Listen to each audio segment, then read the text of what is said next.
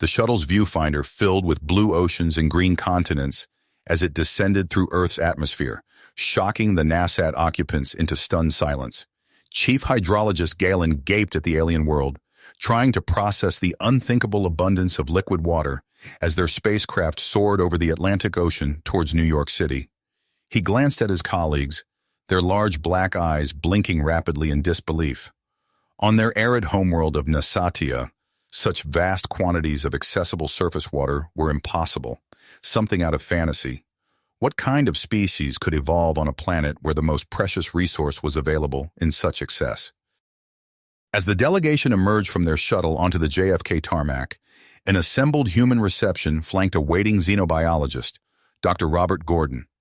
After exchanging formal greetings and diplomatic protocols, Gordon escorted the NASAT into the heart of the metropolis for an impromptu tour.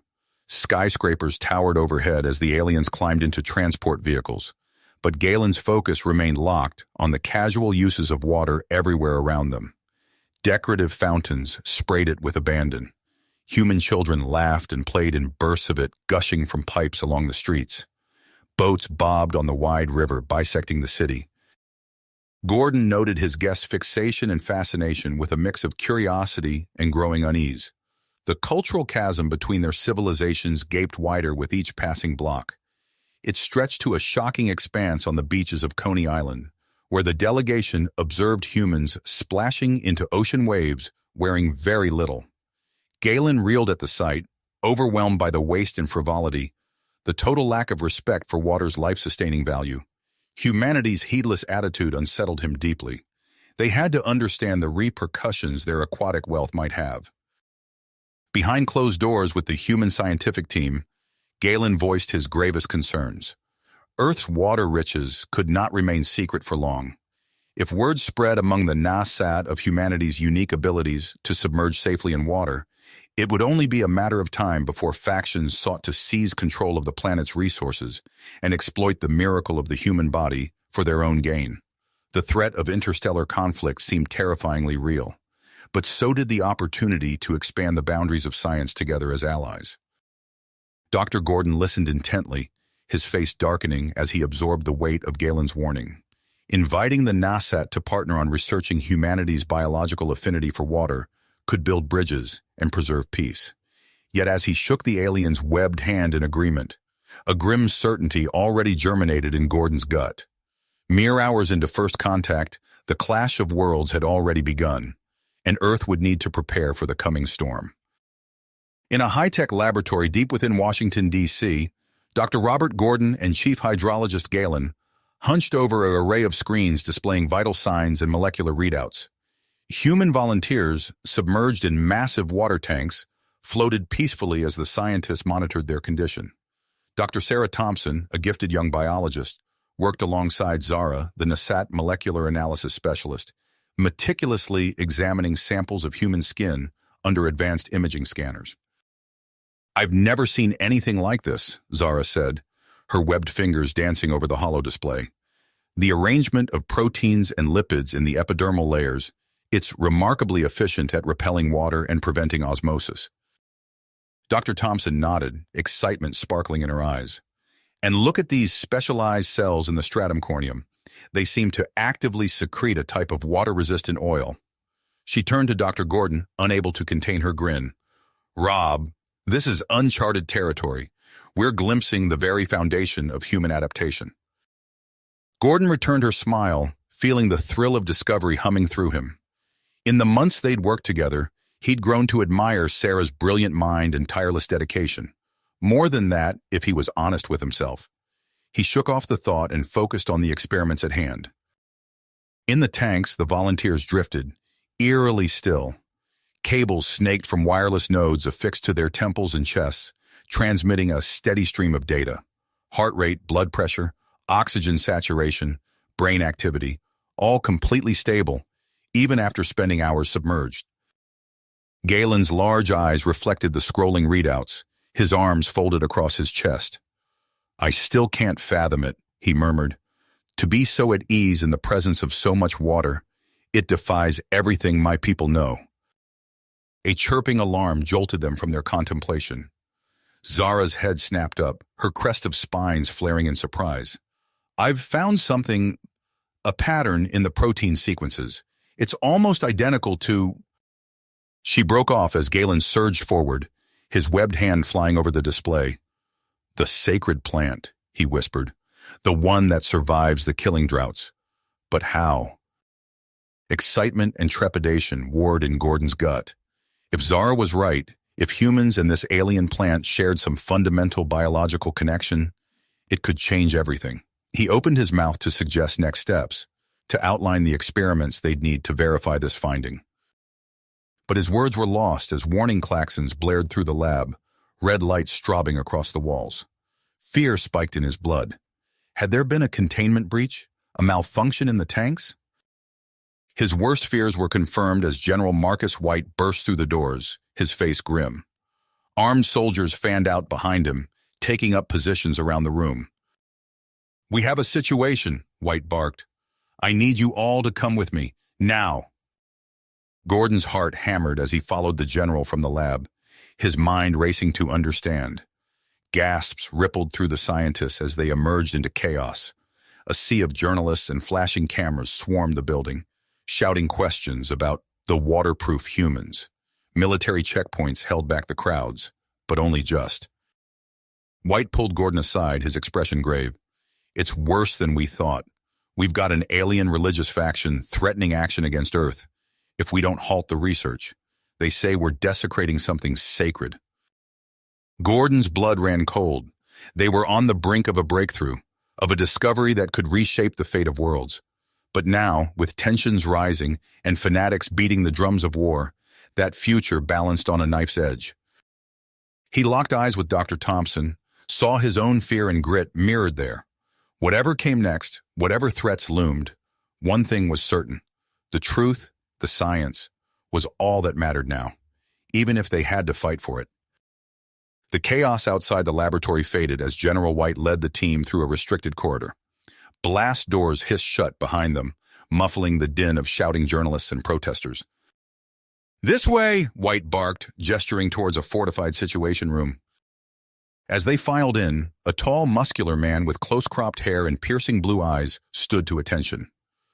"Captain Ethan Reese, sir," he said, saluting crisply. "Security detail is in place." White nodded. "At ease, Captain.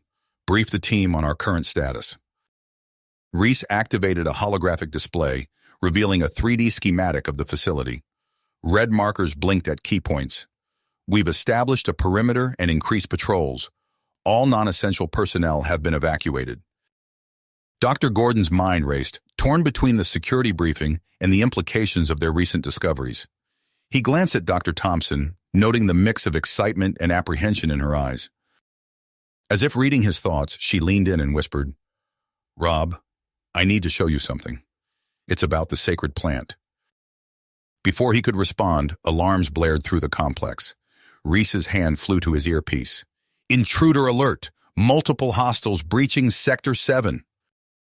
The room erupted into motion.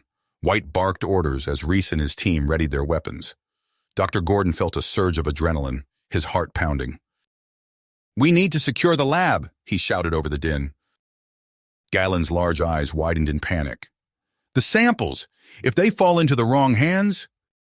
A deafening explosion rocked the facility. The lights flickered, plunging them into momentary darkness before emergency power kicked in.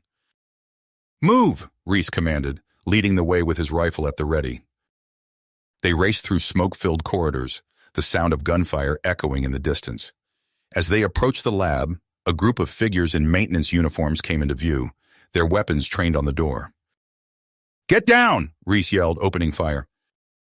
The air filled with the acrid smell of ozone as energy bolts crisscrossed the hallway. Dr. Gordon pulled Dr. Thompson behind a bulkhead, shielding her with his body. "We have to get to the samples," she insisted, her face inches from his. Gordon nodded, steeling himself. "On my mark. Ready? Now!" They sprinted for the lab entrance, bullets whizzing past. As they burst through the door, Gordon saw a figure hunched over the containment unit housing the sacred plant extracts. "Stop!" he shouted. The intruder spun, revealing a Nassat face contorted with fanatical zeal. You cannot stop the will of the gods, he snarled, clutching a vial of shimmering liquid. Dr. Thompson lunged forward, reaching for the vial. A burst of weapons fire filled the air. Gordon watched in horror as Sarah's body jerked, crimson blossoming across her chest. "Sarah!" he cried, catching her as she fell.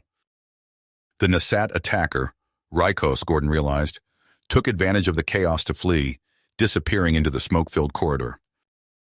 Galen and Zara rushed to secure the remaining samples as Gordon desperately tried to stem the flow of blood from Dr. Thompson's wound. "Stay with me, Sarah," he pleaded, his hands slick with her blood. "Medic! We need a medic here now!" As Reese's team cleared the area, securing the lab and calling for reinforcements, Gordon cradled Sarah's head, willing her to hold on. The wail of approaching sirens mixed with the cacophony of alarms and shouted orders. In the midst of the pandemonium, Galen approached, his expression grave. "Dr. Gordon," he said, his voice barely above a whisper. "There's something you need to know. The attack, it's not what it seems." Gordon looked up, his hand still pressed to Sarah's wound. "What do you mean?" Galen's eyes darted nervously. "I've received intelligence. This goes beyond religious extremism. There's a group called the HFY Syndicate. They're—" His words were cut off as medical personnel swarmed into the room, rushing to stabilize Dr. Thompson. As they lifted her onto a gurney, Gordon caught a glimpse of her pale face, her eyes fluttering weakly. "I'm going with her," he insisted, following the medics as they raced towards the trauma center. Behind him, he heard Galen's voice, tinged with desperation and perseverance. "We'll find answers, Dr. Gordon. We have to." As the elevator doors closed, cutting off the chaos of the lab, Gordon gripped Sarah's hand tightly. The weight of unanswered questions and looming threats pressed down on him. But for now, all that mattered was the faint pulse beneath his fingers, and the hope that it would keep beating. The elevator doors slid open, revealing a bustling trauma center. Medics rushed Dr. Thompson's gurney down the sterile hallway, Dr. Gordon keeping pace beside her. "Stay with me, Sarah," he murmured, his grip on her hand unwavering. As they burst through the operating room doors, a nurse gently but firmly pushed Gordon back. "We've got her now, doctor. Let us work." Gordon stumbled backward, his hands and shirt stained crimson. He watched helplessly as the medical team swarmed around Sarah, their voices a blur of medical jargon and urgent commands. Hours crawled by in the waiting area. Gordon paced, his mind racing between concern for Sarah and the implications of the attack. When a doctor finally emerged, Gordon's heart leapt into his throat. "She's stable," the doctor said, relief evident in his voice. "It was touch and go, but your quick actions saved her life." Gordon sagged against the wall, exhaustion and relief washing over him in equal measure. As he collected himself, his comm unit chirped urgently. "Gordon here," he answered, his voice hoarse. "We need you back at the lab immediately," Galen's voice crackled through the speaker. "There's been a development." Back in the secured laboratory, Gordon found Galen hunched over a holographic display, his large eyes reflecting scrolling data. "What have you found?" Gordon asked, approaching the workstation. Galen's expression was grim. "We've analyzed the remaining samples. The extract Rykos stole, even trace amounts could render entire bodies of water toxic." Gordon's blood ran cold. "My God, if they weaponize this—" Their conversation was interrupted as General White strode in, his face a mask of nearly unleashed fury. "We've got a situation. The Nasation High Council is threatening to cut all ties unless we take immediate action." "Sir," Captain Reese's voice cut in from a nearby comm screen. "We've interrogated the captured extremists. We've located the Syndicate's base." White's eyes narrowed. "Assemble your team, Captain. We're taking the fight to them." In a matter of hours, a joint human-Nasat strike force was en route to the Syndicate's hidden compound. Captain Reese piloted the stealth dropship, the barren Nasatian landscape stretching endlessly below them. Zara, the Nasat scientist, pored over data on her tablet. "The plant's unique properties. If I can isolate the right compound, we might have a chance at neutralizing their bioweapon." As they neared the target, Reese's voice crackled over the comm. "Strike team, prepare for insertion. Remember, our primary objectives are to neutralize the bioweapon threat and capture Sorak. The dropship touched down silently in the shadow of a towering dune. Reese led the assault team towards the hidden entrance, their weapons at the ready. Inside the compound, alarms blared as the infiltration was discovered. Syndicate forces rushed to defend their stronghold, energy weapons flashing in the dim corridors. "Push forward!" Reese shouted, returning fire as they fought their way deeper into the facility. They burst into a vast chamber filled with ominous vats and intricate machinery. Zara's eyes widened as she took in the bioweapon production line. "We're too late," she breathed. "They've already launched." A bank of screens flickered to life, revealing multiple drones speeding towards population centers on both Earth and Nasatia. As the strike team engaged the remaining Syndicate forces, Zara raced to a nearby console. Her webbed fingers flew over the controls, analyzing the bioweapon's composition. "I need more time," she muttered, her mind racing to find a solution. Outside the compound, a figure watched the chaos unfold from the shelter of a hidden bunker. Sorak, the Syndicate leader, allowed himself a cold smile. Soon, he thought, both worlds would bow to his will. In the production chamber, Zara's eyes lit up with sudden inspiration. "The plant's cellular structure. If I can reverse the polarity..." She worked feverishly, acutely aware of the ticking clock. Billions of lives hung in the balance as the drones sped towards their targets, carrying their deadly payload. Payload. Zara's fingers flew across the console, her eyes darting between screens as she raced against time. "Captain Reese," she called out, her voice tight with urgency. "The drones are approaching their targets. We need to stop them." Reese barked orders into his comm unit, coordinating with Earth and Nasatian defense forces. "All units, intercept those drones at all costs." As the strike team battled the remaining Syndicate forces, a chilling alert blared through the compound. One of the drones had breached Earth's defenses, releasing its payload into the Atlantic Ocean near New York City. Back in the lab, Dr. Gordon watched in horror as live feeds showed the rapidly spreading contamination. Panic erupted across news channels as reports of tainted water flooded in. Gordon's mind raced, searching for a solution. Suddenly, his eyes widened. "Dr. Thompson's skin analysis," he muttered, pulling up her research files. "The microorganisms, they could neutralize the toxin." He turned to General White, who stood grim-faced beside him. "Sir, we need to introduce these microbes into the affected areas. It's our best shot at stopping this." White's expression resolute. "It's too risky, Gordon. We don't know what those microbes might do on a large scale." "With all due respect, sir, we're out of options," Gordon insisted, his voice firm. "If we don't act now, millions will die." After a tense moment, White nodded. "Do it." Gordon sprang into action, coordinating with a nearby submarine to release a concentrated biomass of Thompson's microbes into the Atlantic. As the submarine dove beneath the waves, Gordon held his breath, watching the data stream in. Hours crawled by, each minute an eternity. Then miraculously the readings began to change. The microbes spread rapidly, consuming the toxin and rendering it inert. Gordon's hands shook as he relayed the news to Captain Reese. "It worked. The microbes neutralized the bioweapon." On the Nasatian compound, Reese's face lit up with hope. He turned to Zara, who had just completed her rudimentary antidote. "We've got a chance," he said, his mind racing. "Load your antidote and those microbes onto a shuttle. We're going after those drones." The shuttle blasted off, racing towards the incoming drones. Reese piloted with laser focus, releasing the compounds into the drones' paths. One by one, the bioweapon payloads were neutralized, mere moments before reaching their targets. With the immediate threat contained, Reese led the final assault on the Syndicate's base. The team fought their way through winding corridors, the air thick with smoke and the acrid smell of energy weapons. They cornered Sorak in the heart of the compound. The Syndicate leader fought viciously, his face contorted with rage, but Reese's team overwhelmed him, pinning him to the ground. As they secured his restraints, Sorak's lips curled into a smug smile. "You think you've won?" he spat. "The Syndicate is always prepared. Our doomsday weapon will render every drop of water on both worlds toxic for centuries." Reese's blood ran cold. He turned to Zara, who was already moving towards the compound's main computer. "We need a complete data download to stop it," she said, her fingers flying over the keyboard. "But the system's rigged to delete everything if tampered with." Alarms blared as the base's reactor began to overload.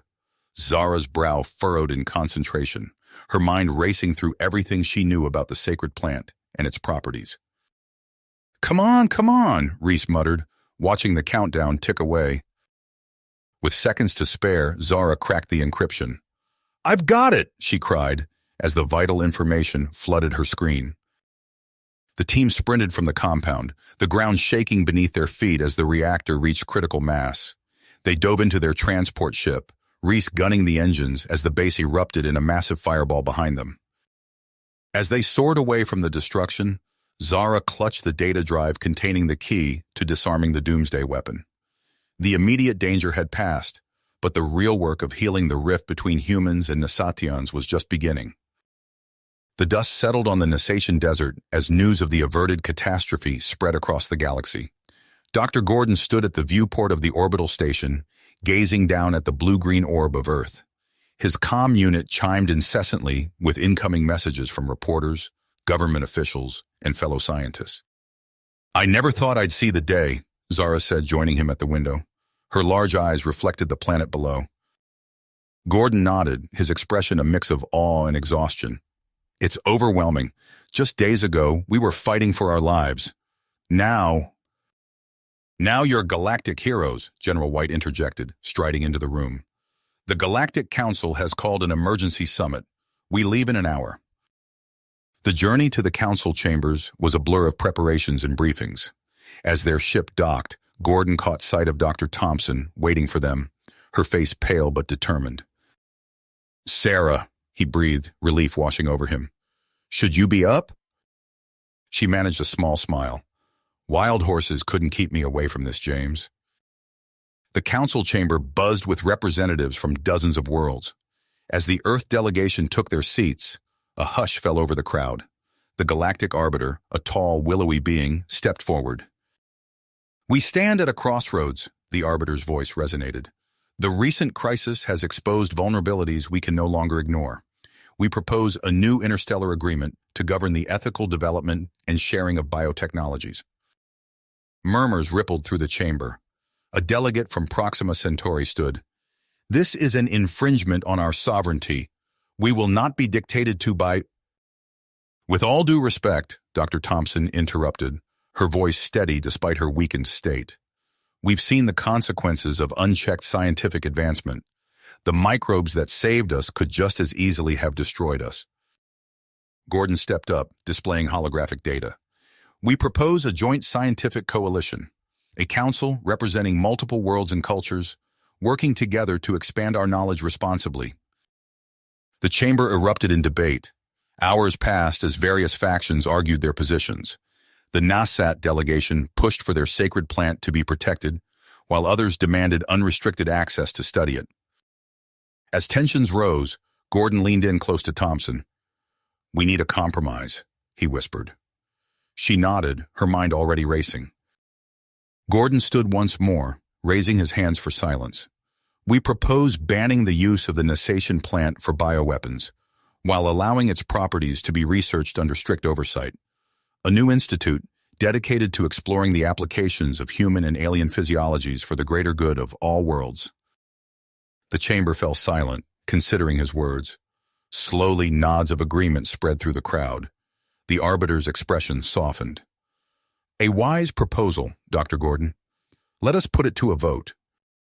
As the votes were tallied, Gordon felt a hand on his shoulder.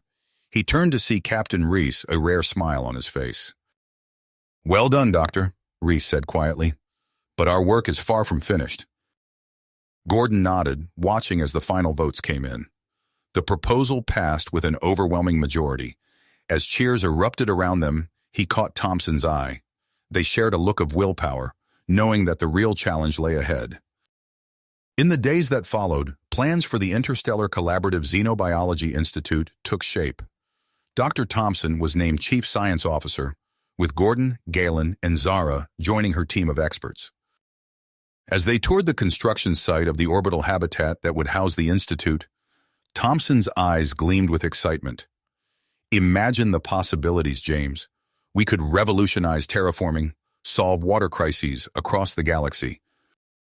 Gordon nodded, but his expression was guarded. We'll need to be careful. There are already whispers of discontent from some factions. Captain Reese approached, his posture alert as ever. I'm assembling a security team.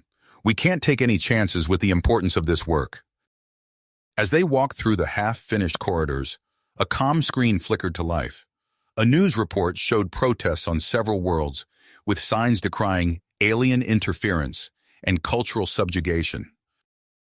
Thompson's brow furrowed. We knew there would be resistance, but we can't let fear stop us from moving forward. Gordon squeezed her hand reassuringly. We've faced worse odds before. We'll face whatever comes next together. As they continued their tour, finalizing plans for labs and living quarters, none of them noticed the shadowy figure watching from a nearby maintenance shaft. The figure's eyes narrowed, taking in every detail of the facility's layout before silently slipping away. The shadowy figure slipped away unnoticed, melting into the labyrinth of scaffolding and construction materials. Hours later, in a dimly lit safe house on the outskirts of the colony, Kurash pored over the intel gathered from the Institute. Their hubris will be their downfall, he muttered, his scarred fingers tracing the holographic blueprints. The purifiers will cleanse this abomination. Weeks passed. The Interstellar Collaborative Xenobiology Institute took shape, a gleaming beacon of progress orbiting Earth.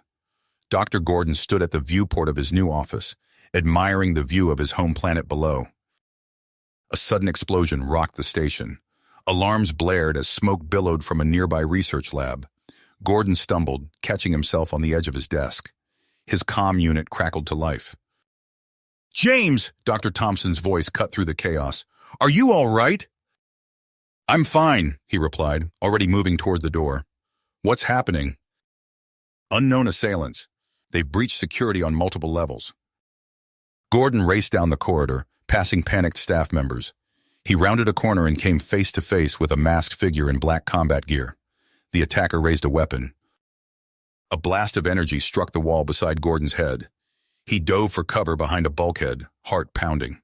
The acrid smell of ozone filled the air. Dr. Gordon, a modulated voice called out. Your presence is requested by the purifiers. Gordon's blood ran cold. He glanced around, searching for an escape route. The sound of heavy footsteps approached. Suddenly, a familiar voice shouted from down the hall. Get down! Gordon dropped to the floor as Captain Reese unleashed a barrage of fire. The purifier agent crumpled, his weapon clattering to the ground. Reese hauled Gordon to his feet. We need to get you to a secure location. The station's compromised. They sprinted through smoke-filled corridors, alarms still blaring. In the central hub, they found Dr. Thompson coordinating evacuation efforts. Sarah, Gordon called out, what's the situation? Her face was grim. Multiple breaches. They're after our research data. She paused, her expression darkening. And Galen's been taken. Gordon's stomach dropped. How? Ambushed during his visit to the Proxima Centauri water mining colony, Reese explained. We lost contact an hour ago. A nearby view screen flickered to life, displaying a hooded figure. The distorted voice sent chills down Gordon's spine. Attention, blasphemers and defilers. This is the will of the purifiers. Your unholy institute will be dismantled, or you will face divine retribution. The screen went dark. Gordon, Thompson, and Reese exchanged worried glances. We need to find Galen, Gordon said, his voice resolute. Thompson nodded. I'll start analyzing the attack patterns. There might be a clue to their origins. Reese's comm unit chimed. He listened intently, his expression hardening. We've got another problem. Reports of similar attacks on our facilities on Mars and Europa. Gordon's mind raced. This is coordinated. We need to... His words were cut short by another explosion, closer this time. The deck beneath their feet shuddered. Move! Reese shouted, pushing them towards the emergency pods. As they ran, Gordon caught a glimpse of a familiar figure through the smoke and debris, Zara, her webbed hands flying over a console, working furiously to salvage data. "Zara," he called out, "we need to evacuate." She looked up, her large eyes filled with grit. "Almost done. I think I've found something about their tech signatures." Another blast rocked the station. Reese grabbed Zara's arm, pulling her away from the console. "No time! We need to go now!" They piled into the escape pod, the door sealing shut behind them. As they jettisoned away from the crippled institute, Gordon watched the structure he'd helped build become engulfed in flames. The pod streaked towards Earth, its occupants silent, each lost in their own thoughts. Gordon's fist clenched as he stared out the viewport. The purifiers had struck a devastating blow, but this was a long way to go. As they entered the atmosphere, Zara spoke up. "I managed to save some data before we left. There's something odd about the energy signatures from their weapons." Thompson leaned in, her scientific curiosity piqued despite the dire circumstances. "What do you mean?" "They're using stolen Nasat military tech," Zara explained. "But there's something else, a chemical trace I've never seen before." Gordon's eyes narrowed. Could it be linked to their ideology? Some kind of ritual component? Zara nodded slowly. "Possibly.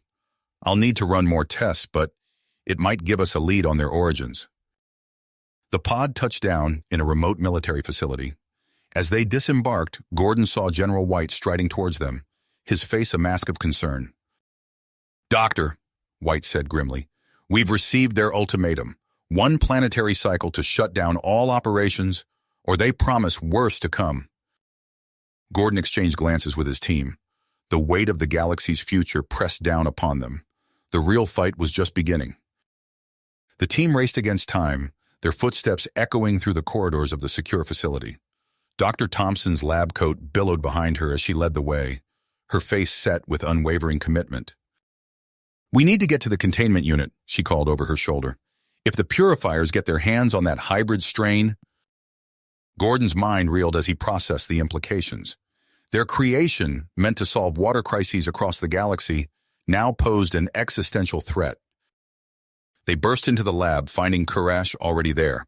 The Nasatian's scarred hands hovered over a shimmering force field containing the hybrid plant. His eyes, usually filled with hatred, now held a glimmer of wonder. "Remarkable," he murmured, transfixed by the plant's ability to retain moisture.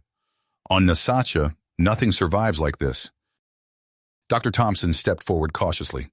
"Kurash, please. Look at what we've created. This could transform worlds, end suffering. Is that not worth preserving?" For a moment, doubt flickered across Kurash's face. Then chaos erupted. Captain Reese's team breached the lab, weapons raised. Kurash snarled, reaching for his own weapon. In the ensuing firefight, Gordon and Thompson dove for cover behind research stations. "The plant!" Gordon shouted over the din. "We can't let it be damaged!" As Reese's team extracted them, Thompson's voice cut through the chaos. "Wait, the hybrid strain. It contains synthetic human DNA. In the wrong hands, it could be weaponized into a devastating pathogen." Kurash's laughter echoed as he was subdued. "You're too late. The purifiers are everywhere. Your impure masses will be cleansed, and we will inherit lush new worlds." Hours later, in a high-security debriefing room, the full horror of the situation became clear. Dr. Thompson paced, her voice strained as she explained. "The synthetic DNA makes populations susceptible to a specific pathogen, one the purifiers already possess." General White's face paled. "How widespread is their network?" "Unknown," Captain Reese replied, "but we're tracking down every lead." Suddenly, alarms blared. A panicked voice came over the intercom. "Breach in Sector 7! The Institute's defenses are down!" They raced to the security hub, watching in horror as camera feeds showed purifier strike teams swarming the facility. At the center of the chaos, a familiar face, one of Reese's own security team, disabling systems and clearing the way. "Damn it!" Reese smacked his fist on the console. "They've infiltrated us at every level." On the main screen, they watched helplessly as the turncoat agent escaped in a transport ship, the deadly payload secured. Reese's comm unit crackled. "Sir, we have 2 prototype stealth fighters ready for pursuit." He turned to Zara, the Nasatian's large eyes reflecting his own persistence. You up for a chase? She nodded, webbed hands already reaching for her flight suit. Moments later, they rocketed out of the launch bay, the saboteur's ship a rapidly shrinking dot on their scanners. The chase led them through a series of interdimensional jumps, each one bringing them closer to their quarry. We've got them cornered. Zara's excited voice came over the comm, preparing to... Her words were cut off as energy blasts rocked their ships. A squadron of sleek fighters materialized around them, led by a vessel that radiated menace. Purifiers, Reese growled, recognizing the insignia. And that lead ship, it's Kalia, Karash's second. Outgunned and outmaneuvered, Reese made a split-second decision. His fingers flew over the console, inputting a coded distress signal. Zara, prepare to eject. We can't let them take us alive. The last thing Reese saw before the escape pod launched was Kalia's ship bearing down on them, weapons blazing. The pod tumbled through space, alarms blaring as it entered the atmosphere of an uncharted planet below. They hit the surface hard, the impact knocking the wind out of them. As the pod's hatch hissed open, Reese and Zara stumbled out onto soggy ground. Water stretched as far as the eye could see, broken only by scattered islands and the wreckage of their pod. Where are we? Zara asked, her amphibious skin already drinking in the moisture. Reese checked his damaged equipment. Unknown, but we're not alone. A low growl echoed across the water. In the distance, something massive breached the surface, its scales glinting in the alien sun. Reese's hand went to his sidearm as Zara's eyes widened in terror. Move, he whispered urgently. We need to find cover, now. The alien sun cast an eerie glow across the vast expanse of water. Reese and Zara crouched on a small rocky outcropping, their eyes scanning the horizon for any sign of movement. The low growl echoed again, closer this time. There, Zara whispered, pointing to a ripple in the water about 50 meters away. Reese's grip tightened on his blaster. We need higher ground. That island over there might be our best bet. They waded into the knee-deep water, moving as quietly as possible. Zara's webbed hands cut through the liquid with ease, while Reese struggled to maintain his footing on the slippery ocean floor. A massive shape breached the surface behind them, scales glinting in the alien light. Reese spun, firing off 3 quick shots. The creature roared in pain and anger, its serpentine body thrashing. Run, Reese shouted, pushing Zara ahead of him. They sprinted through the water, hearts pounding. The island loomed ahead, a sanctuary of jagged rocks and sparse vegetation. As they scrambled onto dry land, Reese turned to see not one but 3 of the monstrous creatures circling their position. We need to call for help, Zara panted, pulling out a small device from her suit. I can rig an emergency beacon with some NASAT tech I've been working on. Reese nodded, keeping his eyes on the water. Do it. I'll keep watch. Zara's webbed fingers flew over the device, connecting wires and reconfiguring circuits. After several tense minutes, a soft beep indicated success. It's transmitting our coordinates, she said, relief evident in her voice. Their moment of hope was short-lived. A massive tail whipped out of the water, smashing into the rock where Zara stood. She cried out, tumbling backward as the beacon flew from her grasp. It arced through the air, landing with a splash in the churning water below. No! Reese lunged for it, but it was too late. One of the creatures snapped it up, crushing the delicate components in its powerful jaws. Zara struggled to her feet, her arm bleeding from a gash. Our only chance? Gone. Reese's teeth gritted. We're not done yet. There has to be a way off this rock. As they prepared for a long, desperate fight for survival, events were unfolding across the galaxy that would shape their fate. The stolen transport carrying the deadly pathogen hurtled through space, its destination locked on Mavros Prime. Inside, the turncoat agent smirked, imagining the chaos about to unfold. Suddenly, alarms blared. The ship rocked violently as energy blasts peppered its hull. On the main view screen, a swarm of Mavros defense drones appeared, weapons blazing. What the? The agent's curse was cut short as another blast rocked the ship. Behind them, Kalia's Purifier Squadron found themselves under unexpected attack. Confusion reigned as they tried to evade the relentless assault from the Mavros forces. "We're not raiders," Kalia shouted into the comm, but her pleas fell on deaf ears. As the battle raged, a sleek mercenary ship dropped out of hyperspace on the edge of the system. In the cockpit, Captain Jayla's eyes narrowed as she took in the scene. "Well, well," she muttered, her webbed hands dancing across the controls. "Looks like Little Sister's distress call wasn't for nothing after all." Ignoring the frantic orders from her employers to stand down, Jayla pushed her ship into a steep dive, targeting the crippled Purifier vessels. On Mavros Prime, alarms blared in a hidden underground laboratory. Dr. Kim looked up from his console, his face pale. "Theric," he called to his Nasat colleague, "you need to see this."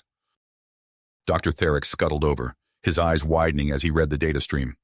"By the ancient seas, they've weaponized it." Kim nodded grimly. "And it's headed straight for us." Without hesitation, they initiated emergency protocols, racing against time to warn the planet of the impending threat.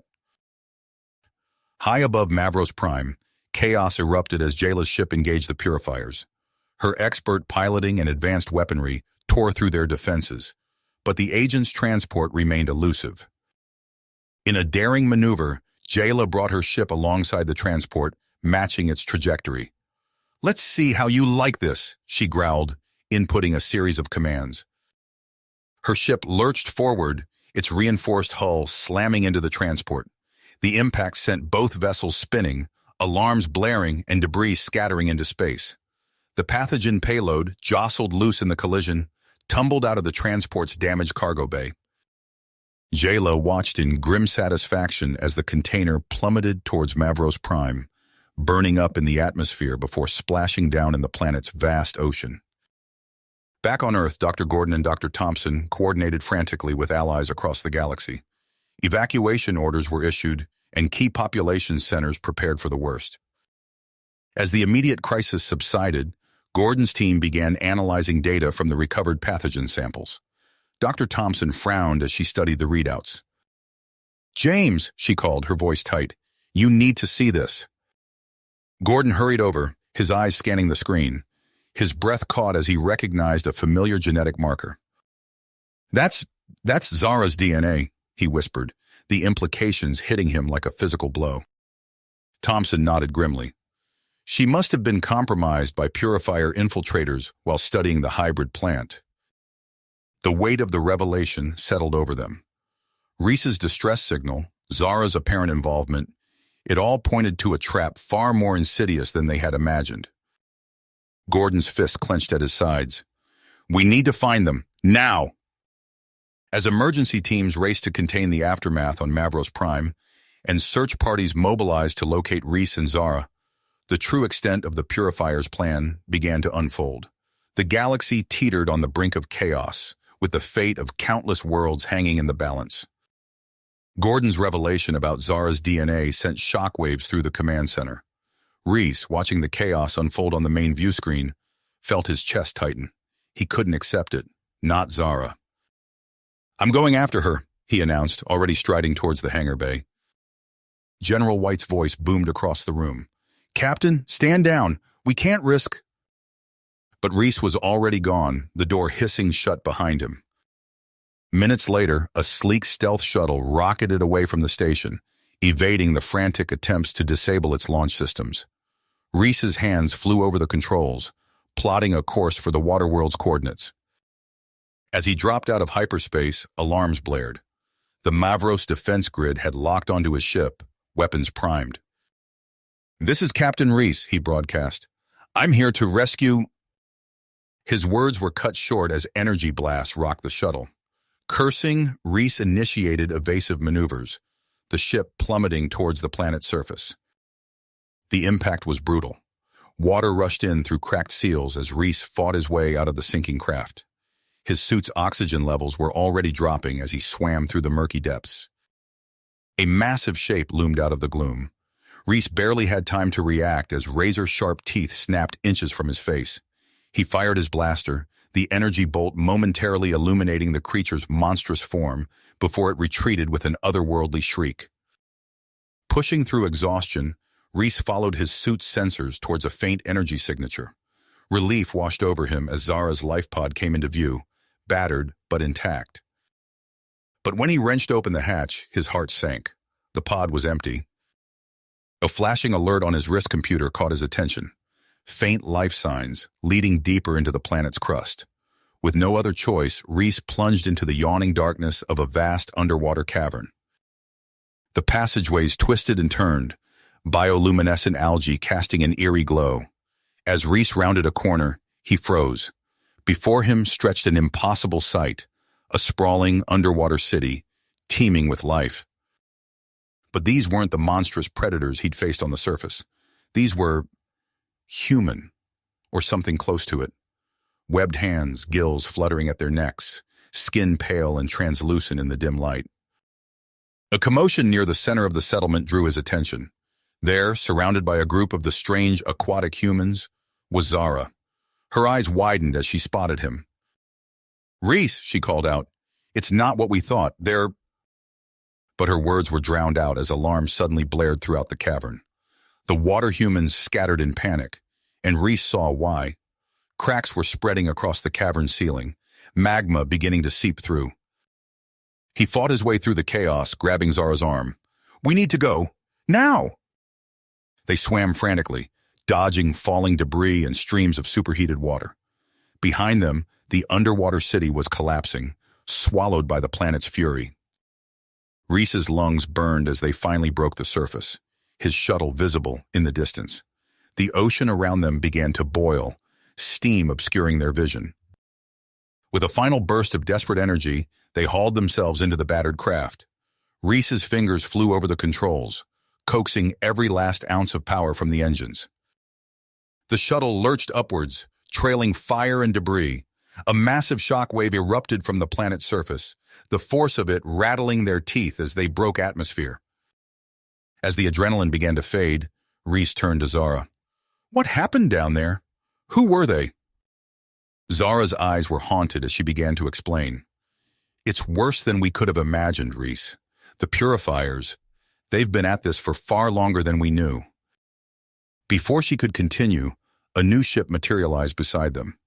Reese tensed, reaching for his blaster, but a familiar voice crackled over the comm. "Need a lift, little sister?" Relief washed over Zara's face as she recognized Jayla's voice. As the mercenary ship's tractor beam locked onto their shuttle, Reese knew their ordeal was nowhere near the end. The galaxy had changed, and the fight against the purifiers had only just begun. You have reached the end of the story. If you enjoyed this story and want to support us, please leave a like and subscribe to our channel, and for every comment that says 88, I will heart every single one of them. Thank you for your time.